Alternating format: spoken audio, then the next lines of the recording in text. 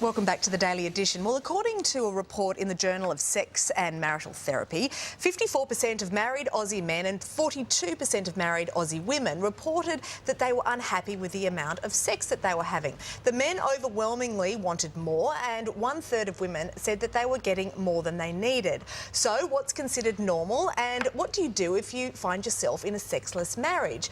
Well, for this week's Spotlight, we're joined by sexologist Elaine George and Dr. Brad Mackay. Good to talk to you both. Thanks for coming in. Elaine, it seems to me that this is all about managing expectations. If you can manage expectations, you've got a good thing going on. Exactly, Monique. Look, we've been talking about it. It's, a lot of people want to know, am I having as much sex as that person next door? There's an average of 2.5 times a week, and I've always wondered, where does that 0.5 come from?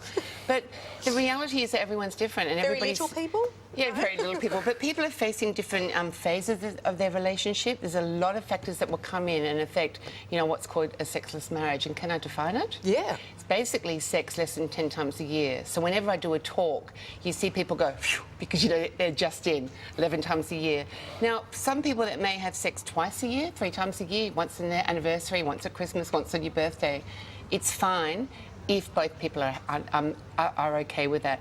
Usually what happens, though, is that one person wants sex more often than the other, and this is where desire discrepancy happens, and then you've got problems that arise. I find that a really interesting statistic to say that it's sexless if it's less than 10 times a year, when perhaps there are people that are in there, as you say, that are perfectly happy and they believe they are in a sex-filled marriage because they're getting what they want. Brad, there are lots and lots of reasons why people stop having sex. How much of it is psychological and how much of it is physical, just being tired? Yeah, well, there's multiple reasons why, and every relationship's very different. So you can certainly have somebody, especially once you've had a baby, that's one of the big things that changes a woman physically, and then it's really difficult to sort of get back in the saddle, so to speak. It's a great contraception, having a baby. A baby is a very good contraception, but it didn't work in the first place when you're having a baby. So certainly physical issues can cause a problem. There's lots of people that have depression or anxiety, or else they've got back problems or other health problems that really take over for a time. So I suppose the issue is that if those medical issues are over, once pregnancy's over, then how do you go about getting back into having a fulfilling sexual life? So how do you? Well, how do you get on the same page? Well, yeah, that's a very good question, because as Brad and I were discussing before, you've got the medical factors, the hormones and everything for men and women, but then often you've got the psychological factors, which is stress, fatigue, depression. Look at how rampant that's becoming, or pandemic that's becoming in Western society. And then you've got your socio-cultural factors, and these are things that we don't necessarily pay attention to. What's the couple's educational background? What's their religious affiliation, if any? What's their spiritual affiliation?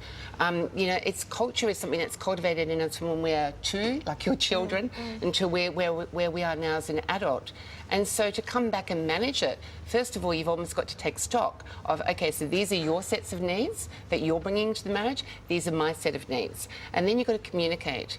And this is something that we forget to do. But unless you communicate effectively, and unless the couple is taught how to do it in such a way that it's not blame, or it's not feeling resented, or adding to the anger and the conflict that may be already there, couples need to learn how to communicate what their needs are so that they can move past it. And get on the same page. Yeah.